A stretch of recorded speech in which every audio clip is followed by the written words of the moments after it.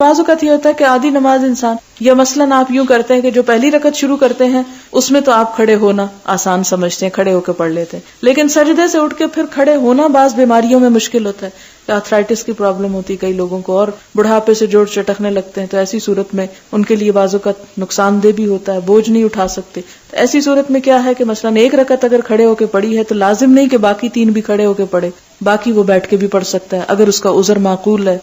یہ بھی ہو سکتا ہے کہ کوئی شخص اتنی ہمت رکھتا ہے کہ ایک کے بعد 2 دفعہ کھڑے ہو جائے مگر زیادہ نہیں کھڑا ہو سکتا، تو ایسی صورت میں 2 رکعتیں وہ کھڑے ہو کے پڑھ لے اور باقی بیٹھ کے پڑھ لے. یا اسی طرح اگر کوئی 2 بیٹھ کے پڑھ رہا تھا کہ اسے محسوس ہوا کہ اب میری درد ٹانگوں کی درست ہو گئی ہے، اب میں کھڑا ہو سکتا ہوں، تو اس میں کھڑا ہو جائے.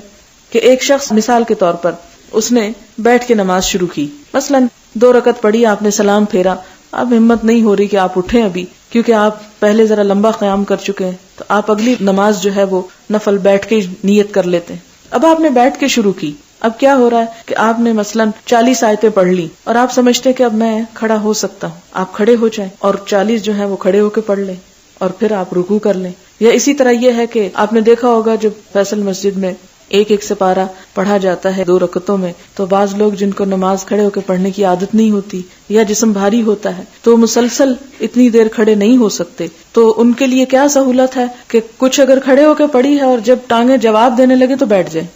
اور پھر وہ دیکھیں کہ اب امام جو ہے رکوع کے قریب جانے والا ہے تو پھر دوبارہ کھڑے ہو جائیں اور تھوڑی سی نماز پھر کھڑے ہو کے پڑھ کے رکوع کر لیں. تو اس بات کی اجازت ہے، اس کی سہولت ہے. یعنی ہمیں کتنی سہولتیں مل گئیں. ہمارے ہاں یہ تھا ہر کام کھڑے ہو کے اور نماز بیٹھ کے. مثلاً آپ کہہ رہے ہاں میرے سر میں درد ہو رہی ہے، میں بیٹھ کے پڑھ لوں نماز، تو لوگ مثلاً کہہ بھی دیں کہ ہاں جی آپ پڑھ لیں، لیکن پڑھنے والے کو پتا ہونا چاہیے کہ وہ کیا واقعی اس میں جسٹیفائی کرتا ہے بیٹھنے میں کہ نہیں.